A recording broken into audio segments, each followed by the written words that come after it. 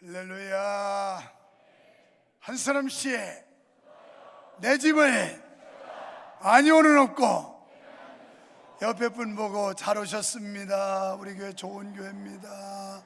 한 번 더 우리 목사님도 좋은 분입니다. 어제 신방하는데 36살 먹은 집사님이 좋은 식당에서 밥을 대접하면서 묻더라고요. 우리 총회는 헌법에 목사님들 정년을 연장 안 하느냐고. 그래서 안 그래도 그걸 만지작하고 연장하려는 사람들이 있는 것 같아서 절대 안 된다고, 내가 반대라고. 그랬더니 요즘 뭐 직장에도 이제 정년이 자꾸 높아지고 하는데 목사님들도 좀 높여야 되지 않느냐. 그래서 그냥 됐다고 그랬더니 저희는 안 됐는데요. 저희 목사님 계속 하시면 좋겠는데요. 우리 교회는 30대 중반, 40대, 20대는 계속 하라고 그러고 나하고 비슷한 60대들은 좀 덜 좋아하는 것 같아요. 이 사람들도 보니까 샘나서 그러는 것 같아. 자기들 정년 퇴직하는데 목사님도 뭐 정년 채워야지 뭐 자꾸 하려고 그러냐고. 그래서 내가 그랬죠. 그냥 그래도 좋다고 할 때 그때 싹 물러나야 인기가 있지. 찌릿찌릿하다 질린다고 그러면 그것도 밑보이 못하냐니까. 자기들은 안 그렇대요. 나 이런 사람이요. 우리 권사님들도 엄청 좋아한다. 60대만 싫어하는 것 같아요. 60대. 여자가 문제라는 유머입니다. 태초에 하나님이 지구를 만드셨다. 그리고 쉬셨다. 그리고 하나님이 아담을 만드셨다. 그리고 쉬셨다. 마침내 하나님이 여자를 만드셨다. 그리고 지금까지 하나님도 남자도 잠시 편할 날이 없다. 제가 지난 목요일 날 힌트를 얻어가지고 남성분들한테만 문자 메시지를 보낸 바가 있어요. 네, 그러면서 그랬어요. 이 문자를 받고 두 가지 반응들이 일어날 거다. 맹한 남자들, 아주 무뚝뚝한 남자들, 이런 사람들은 목사님이 무슨 이런 문자까지 다 보내냐고, 이런 남자들이 있을 거고, 아주 좋은 남자들은 역시 우리 목사님 센스 있다고, 우리도 몰랐는데 어떻게 화이트데이를 알고 사탕을 사서 여성들에게, 아내들에게 주라고 문자를 넣었을까? 이러는 두 부류의 사람들이 반응을 보일 거라고 그러는데 아니나 다를까 정말 답답한 인간들인 남자들은 전혀 반응이 없었대요. 그런데 오늘 권사님이 문자 보내기가 무섭게 조금 있다가 다시 문자가 왔어요. 목사님 정말 멋지세요. 정말 감사해요. 그러면서 사탕 받은 걸 찍어서 보냈어요. 그런데 지금 부부간에 자기 평생에 이런 사탕 선물 처음 받아봤는데 둘이 사탕을 빨면서 이 사탕처럼 달콤하게 주님 오라 할 때까지 행복하게 살자고 지금 사탕 먹고 있대요. 그 사진 보니까 빨대 사탕 2개야. 여러분, 이 여성이라는 존재는 뭐 엄청난 걸 해줘야 감동받는 게 아니에요. 벤츠를 사주고 BMW를 사주고 아파트를 무슨 7, 80평짜리를 사주고 이래야 행복한 게 아니고 그 작은 관심과 작은 정성, 여기에 여성들이 막 뿅 가는데 이 바보 같은 남자들이 그걸 못해요. 나는 문자 보내기 전에 제 방에 들어가 봤더니 한참 전에 누가 갖다 놓은 사탕 몇 알하고 거기에 뭐 무슨 그 비스켓 하나하고 짜진 봉투가 있어서 우리 집사람이 오길래 여보 사탕 그러더니 눈이 뚱그려. 이게 무슨 사탕인가 싶어하더라고. 오늘이 화이트데이인데 당신한테 남자들이 여자한테 주는 사탕이라고 그랬더니 빙긋이 웃으면서 받더라고요. 여러분, 오늘로도 잠언의 대단원의 막을 내립니다. 우리는 지혜서 솔로몬이 말씀한 이 많은 지혜를 통해 인간사 어떻게 살며 대인관계를 어떻게 하고 인간의 처신을 어떻게 하고 우리의 삶의 현장에서 어떻게 살아야 되는가에 대한 교훈을 계속해서 받아왔습니다. 그런데 오늘 그 마지막 단원에서 현숙한 여인에 대한 말씀을 하고 있습니다. 현숙한 여인은 어떤 여인일까요? 한마디로 말하면 신앙생활 잘하는 여인이고, 두 번째는 살림 잘하는 여자예요. 이런 여인이 현숙한 여인인데, 흔히 사람들은 여성을 볼 때 그 외모를 중시하기가 쉽습니다. 그런데 본문이 주는 우리의 교훈은 이것은 외면보다 내면이 중요하다는 거예요. 외면만 번지르하고 아름답은데 내면이 아주 고약한 이런 여인은 절대 현숙한 여인이 될 수 없습니다. 그래서 오늘 본문에서 우리에게 가르쳐주는 말씀은 신앙을 가지고 살림을 잘하고 규모 있게 살림살이를 해서 살림을 늘켜갖고, 그러면서 가정사부터 매사를 잘 돌보는 이런 사람들이 현숙한 여인이라고 성경은 말씀하고 있습니다. 우리는 본문에서 주시는 지혜자의 교훈을 통해서 현숙한 여인에 대해서 살펴보면서 은혜를 받고자 합니다. 그렇다면 하나님이 보시기에 아름다운 여인은 어떤 사람일까요? 첫째는 근면하고 성실해야 된다는 겁니다. 일단 사람은 성실해야 돼요. 남편이 볼 때 그 아내를 신뢰할 만하고 신용할 만한 성실성이 있어야 되고, 그 다음에는 근면해야 됩니다. 게을르지 말아야 돼요. 여성의 아름다움을 지닐 수 있고 갖춰야 돼요. 우리 집사람도 보면 아침에 일어나면 머리 감고, 그래서 동그랗게 그 많은 거 있잖아요. 여기다 말고 여기다 말고 막 여기다 말고 해가지고 자기의 약점을 캄프라치 하느라고 가라앉은 데는 띄우고 막 이래가지고 열심히 머리를 말아요. 그래서 그런지 살아갈수록 더 예뻐져요. 내 언젠가 말했지만 솔직히 지금 그 녹음 테이프를 못 찾아 그러는데, 그 비디오 테이프 찾으면 결혼식 할 때 사진 한번 돌려줬으면 좋겠어요. 그때보다 지금이 훨 예뻐졌어요. 그런데 그렇게 자기를 가꾸고 꾸미려면 부지런해야 된다는 거예요. 부지런해야. 게을러 터지면 자기도 못 꾸며요. 그래서 현숙한 여인은 근면하고 성실한 여인입니다. 아침 일찍 일어나고 저녁 늦게 자리에 누우며 손으로 부지런히 일하는 여성, 이게 성숙한 현숙한 여인이에요. 사치나 놀기를 좋아하는 여인은 현숙한 여인이 못 됩니다. 사람이 열심히 일한다는 것은 하나님이 주시는 존엄한 명령입니다. 그리스도인들은 어떤 형편에 있든지 근면하고 성실하게 일해야 합니다. 직장 생활을 하든지 가정 살림을 하든지 사업을 하든지 어떤 형편에 우리가 있든지 간에 근면하고 성실하게 일해 주어야 한다는 것입니다. 본문은 아름답고 현숙한 여인의 조건 가운데 특별히 일하는 여성에 대해 많은 지면을 할애하고 있습니다. 당시 유목과 농경을 겸하던 팔레스틴 사회에서 여인들에게는 남자보다 더 많은 몫의 일이 주어졌어요. 본문에서 우리가 볼 수 있듯이 옷 감지 하는 일, 안주인으로서 여종을 다스리며 적당히 일을 분배하는 일, 밭이나 포도원을 경작하는 일, 옷을 제작하는 일 등등이었습니다. 이렇게 여인에게 주어진 일이 많았기에 아내는 성실하고 근면한 생활이 요구되었던 것입니다. 그래서 지혜자는 자신의 일에 충실하기 위해 새벽에 일찍 일어나며 밤늦게까지 일에 전념하는 여인이 현숙한 여인이라 이렇게 교훈하고 있습니다. 그래서 영국의 주석학자 매튜 앨리는 말하기를, 이렇게 부지런하고 근면하게 일하는 현숙한 여인이 언제 게으르게 늦잠을 자고 태평스럽게 남의 집에 놀러 다니면서 남의 말이나 옮기며 또 사치하고 재물을 낭비할 겨를이 있겠는가라고 반문했습니다. 우리는 노동이 남자만 하는 것으로 오해할 수 있는데, 이 노동은 남성이나 여성이나 누구나 하게끔 되어 있습니다. 이것은 신성한 노동의 의무를 제정하신 하나님의 뜻이라는 겁니다. 두 번째는 은혜를 베푸는 여인이에요.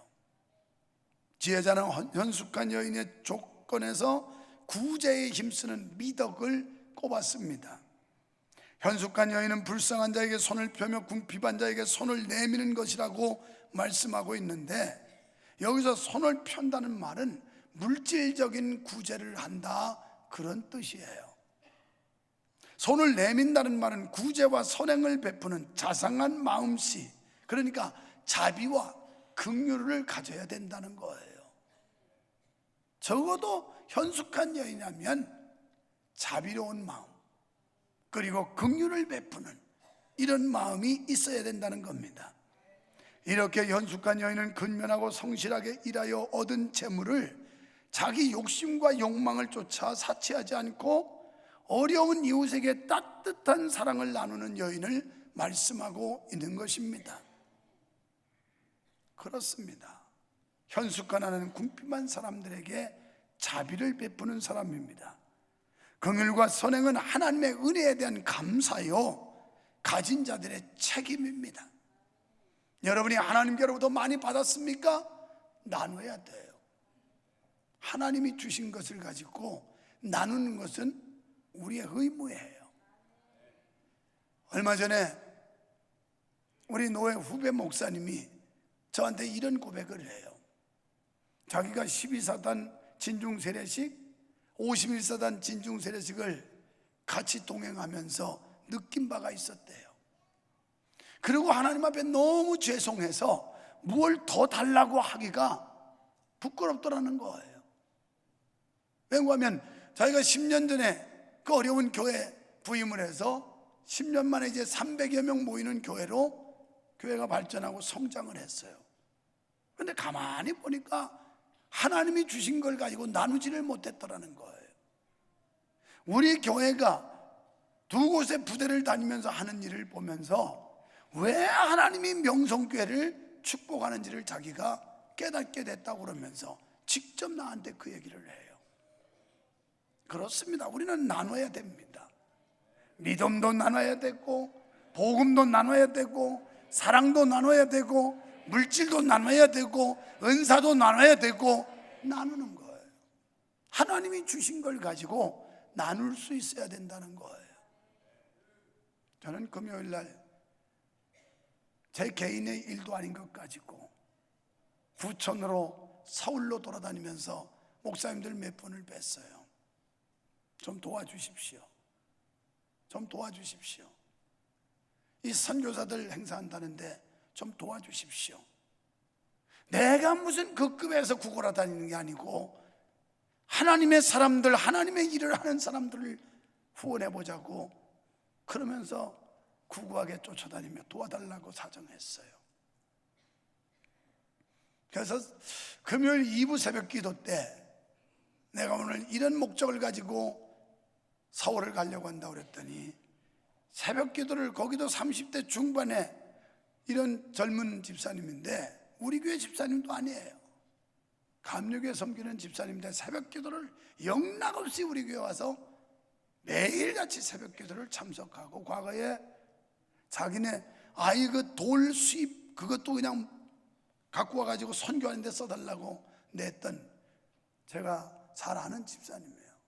서울 가고 있는데 문자가 왔어요. 목사님, 오늘 새벽에 말씀하셨던 그 행사에 저도 작지만 보탬을 드리고 싶습니다. 계좌번호를 주십시오. 그래서 계좌번호를 사무장한테 받아서 주었어요. 오늘 우리가 하나님께 받은 은총과 축복을 나눠본 사람들이나 나누지, 나눠보지 않은 사람은 아무리 많은 걸 가지고 있어도 절대 나누지 못하는 인색함에 빠지는 거예요. 저는 그런 일이 행복하더라고요.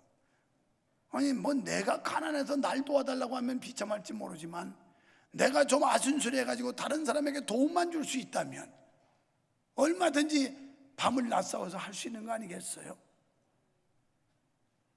사랑하는 여러분, 우리는 사치하지 말고 궁핍한 사람을 도와야 합니다. 외모를 꾸며낸다는 관대하면서 남을 돕는다는 인색해서는 안 된다는 거예요. 어떤 사람들은 자기 몸에 치장하고 먹으면 하숙으로 빠질까 그렇게 예민해가지고 좋은 음식 못 먹어서 안달이 나고, 아이고 그거 좋은 거 없더라고.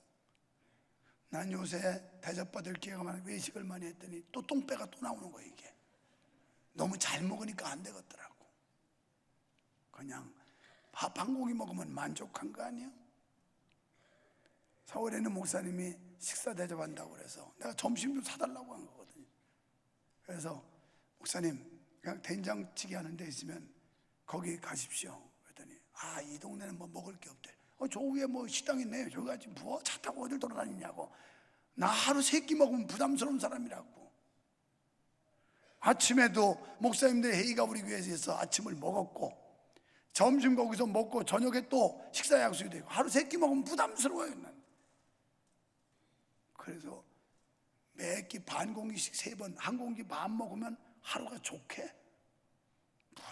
하나님이 주신 것 가지고 쓸데없는 데 쓰는 데 관심이 많고, 그냥 치장하고 찍어 바르고 하는 데 관심이 많고, 우리는 현숙한 여인은 베푸는 거예요. 나누는 거예요. 지난주일날 목요일 제가 나가기 전에 지하 식당에 가봤더니 세상에 구제부원들이 나와가지고 막 독거노인 준다고 반찬을 열심히 만들고 있는데, 세상에 거기 새롭게 참여하는 분들이 교회에 온 지 얼마 안 되는, 우리 교회 등록한 지 얼마 안 되는 젊은 성도들이 거기 들어가가지고 열심히 반찬 만드는 걸 보고 너무 고맙고 감사했어요. 집에서 가족들 반찬 먹여, 그거 반찬 만들어 먹이는 것도 참 짜증나고 힘들 텐데, 세상에 구제부에 와서 음식 만들겠다고 하는 그 젊은 성도들 보니까 너무 감사하더라고요. 내가 가면서. 그래서 고마운 마음으로 마음속으로 그들 축복을 빌었어요. 우리가 건강이 있습니까? 시간이 있습니까? 물질이 있습니까? 지위가 있습니까? 이런 것들을 나누라고 주셨는데, 이런 걸 규모 있게 살림을 잘해서 나눠줄 수 있는 여인, 이 여인이 현숙한 여인이에요. 남성들이요, 지금 옆에 앉아있는 여러분의 와이프가 현숙한 여인인 줄 믿으시기 바랍니다. 아멘이 시원찮은 거 보니까, 목사님 어쩌다가 내가 이런 여자 만나가지고 지금 어쩔 수 없이 내가 살고 있지, 바꿀 수만 있으면 당장 바꾸겠습니다. 너 자신을 알라 그랬어요.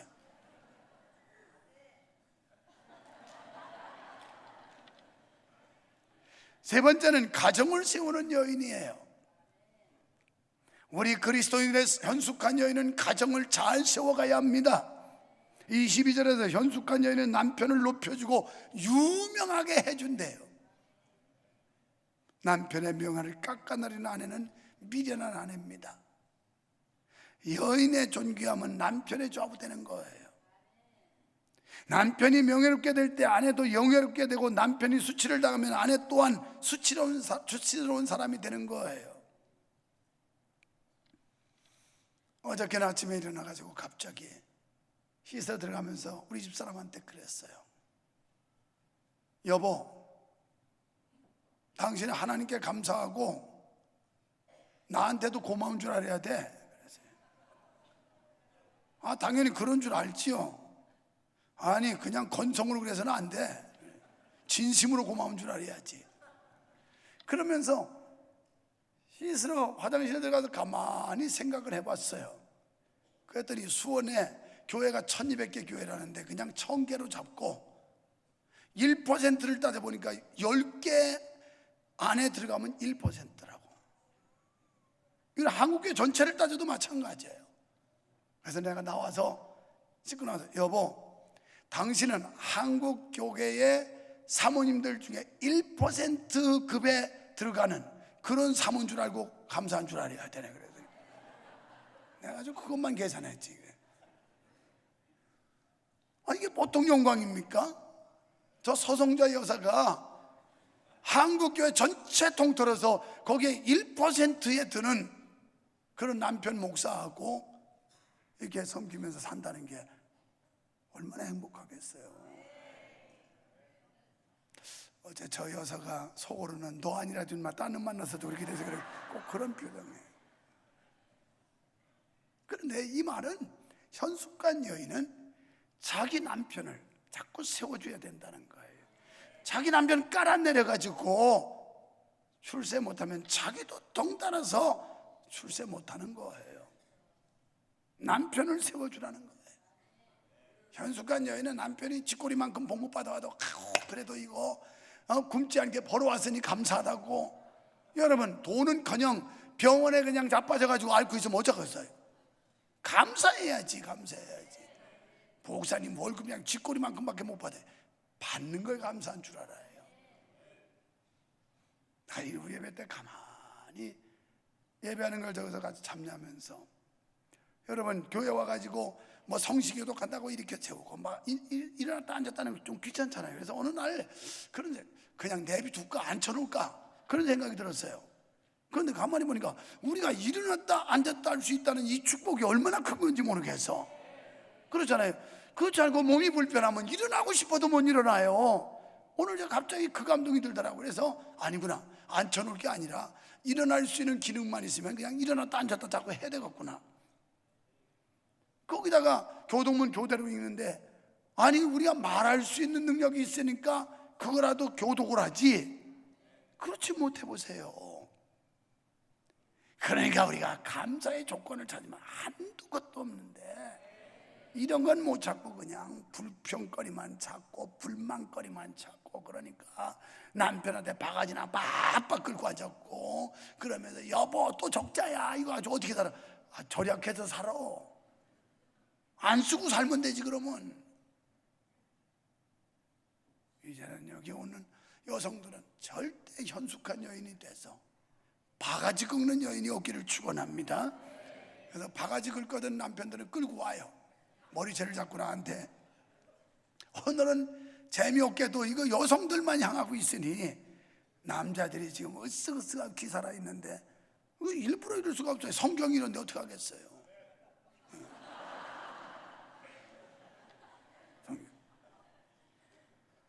12절에 보니까 남편에게 선을 행하고 악을 행치 아니하느니라. 이는 남편을 가정적인 남편으로 만들 수 있는 비결이기도 합니다.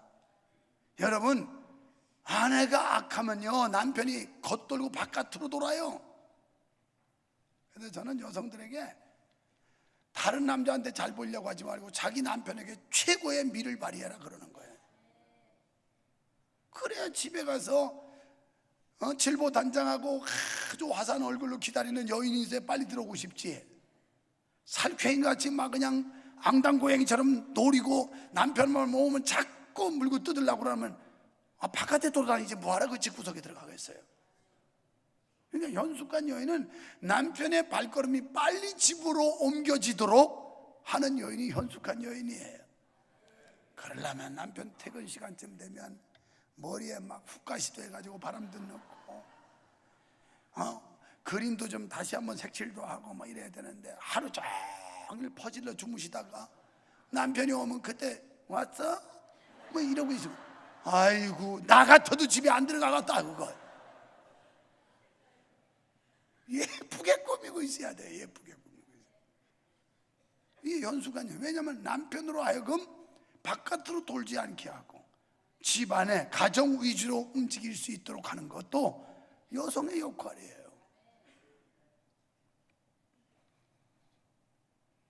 아내가 남편에게 최선을 다해 봉사하면 그 남편은 아내에게 사랑을 다할 것이며 가정을 알차게 돌봐줄 것입니다.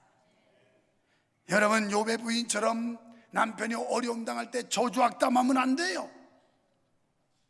멀쩡한 직장에서 잘릴 수도 있어요.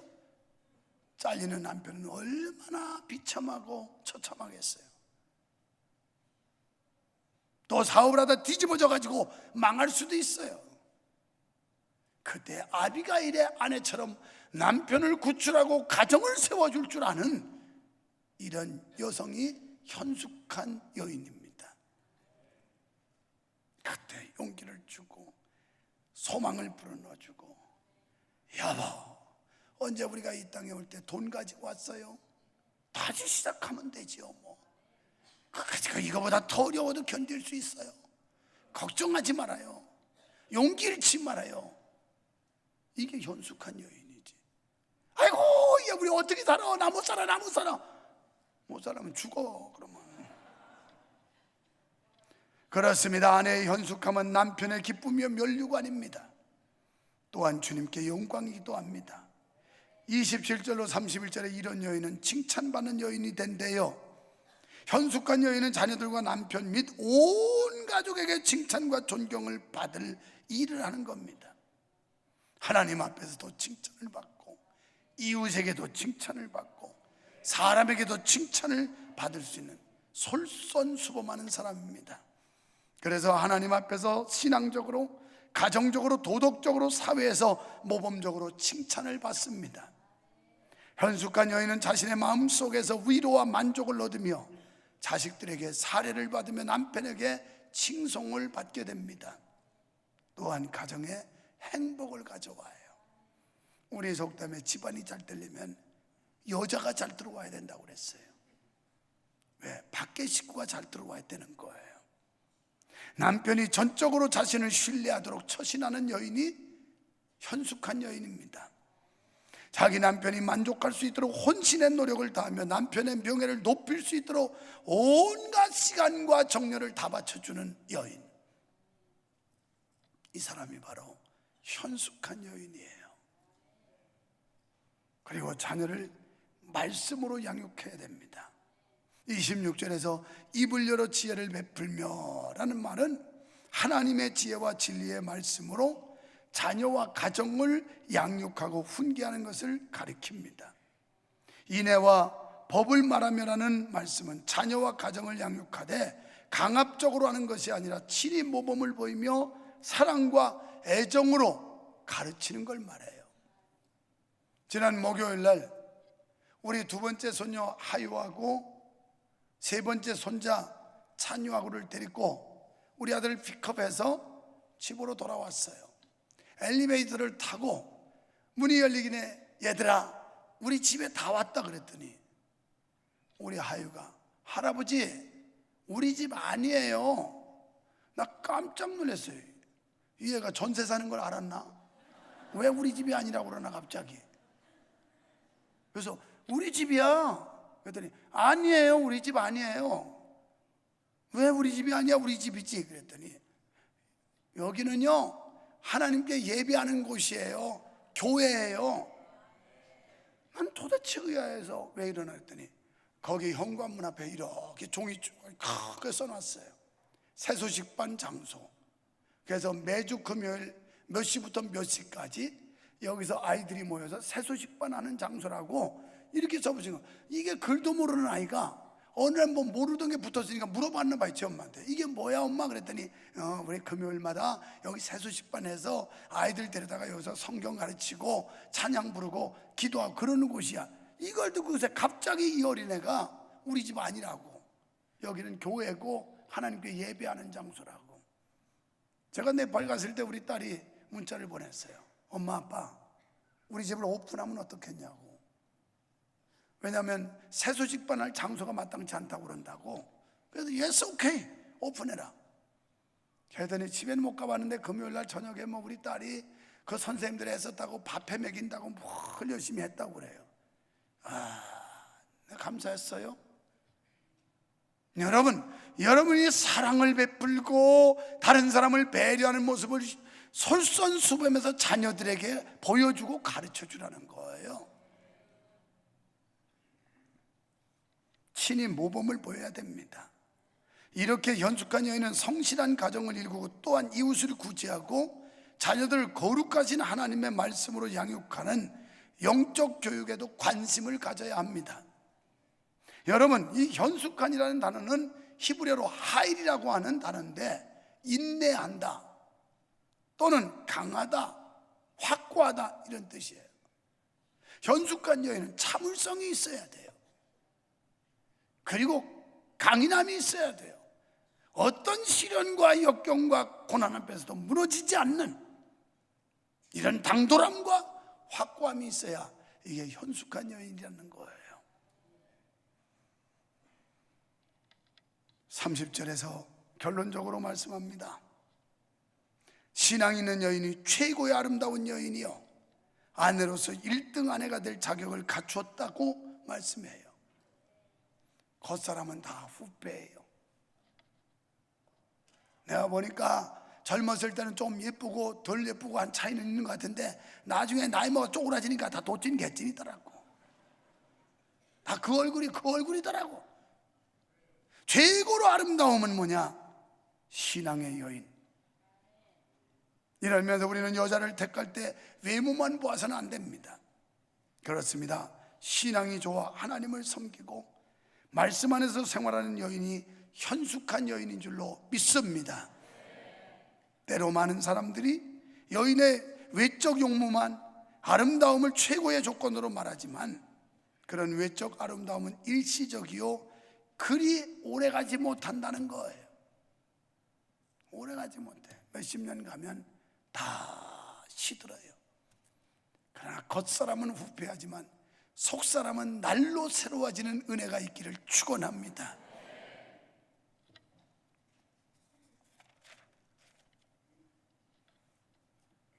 찬송하자고.